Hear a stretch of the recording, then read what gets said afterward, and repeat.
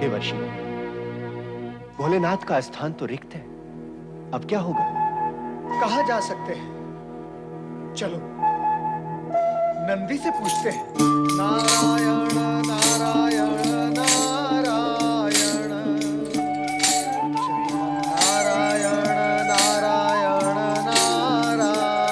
नारायण।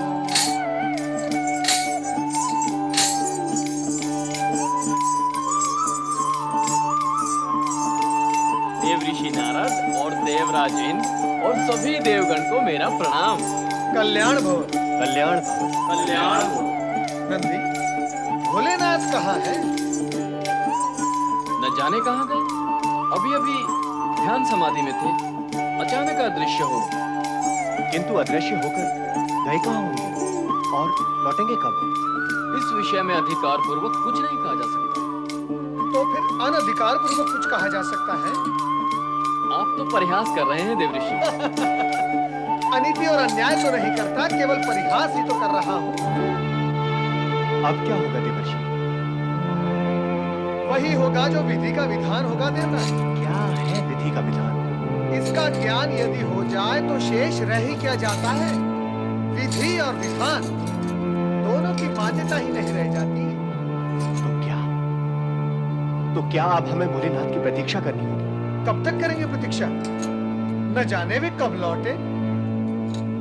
हाँ, मैं तो उनके दर्शन से वंचित रह गया। वंचित तो हम सभी रह गए। ऐसा प्रतीत होता है देवराज कि हमारे यहाँ आने से पूर्व ही भगवान भोलेनाथ को हमारे आने के संकेत मिल गए, इसीलिए हमें दर्शन देने से बचने के लिए वे अदृश्य हो गए। यदि मैं यहाँ अकेला आता तो दर्शन अवश्य करता, किंतु तुम्हारे कारण मैं भी रह गया। अर्थात क्या वे केवल हमसे रुष्ट हैं? अर्थात उनका अदृश्य होना यही सिद्ध करता है। परंतु इसका क्या कारण हो सकता है देवर्षि? देवराज, यदि सभी कारण, कार्य और मार्ग मैं ही आपको बताता रहूंगा तो फिर आप क्या करेंगे? इससे तो अच्छा ये होगा कि आप अपना सिंहासन स्वर्ग का मुझे सौंप दें और ये खड़ताल और वीणा आप थाम। भोलेनाथ तो हमसे रुष्ट थे, अब आप भी रुष्ट हो गए तो हमारा कल्याण कैसे होगा? मैं रुष्ट नहीं देवराज, असंतुष्ट हूँ। क्या आपको इतना भी ज्ञात नहीं कि भगवान भोलेनाथ आपसे रुष्ट क्यों है? क्या आप भूल गए कि कामदेव को आपने भगवान भोलेनाथ के पास भेजकर उन्हें क्रोधित कर दिया था? उनका अदृश्य होना यही प्रकट करता है कि वे अब भी वो अप्रिय घटना भूले नहीं है, इसलिए वो आपसे अति क्रोधित है। तो अब हमें क्या करना होगा? क्या करना होगा? सावधान रहना होगा देवराज। स्वर्ग की, स्वयं की, अपने अधिकार और समस्त देवगण की आपको रक्षा करनी होगी, और उसके लिए तारकासुर का वध आवश्यक है, और उस वध के लिए भगवान भोलेनाथ की प्रसन्नता अति आवश्यक है। और प्रतिष्ठितों की प्रसन्नता प्राप्त होती है अपने सद्व्यवहार, सद्गुण और सद्भावना से उन्हें प्रसन्न करके। देवर्षि, मैं आपके मार्गदर्शन का लाभ अवश्य लूंगा। इसी में आपका कल्याण है देवराज। बोलो ओम नमः शिवाय, ओम नमः शिवाय।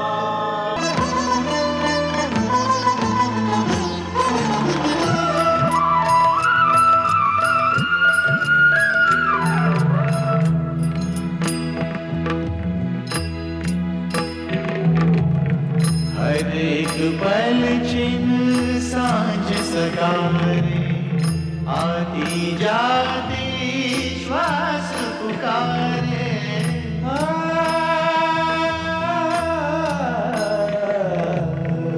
इस मन का विश्वास पुकारे, आती जाती श्वास पुकारे।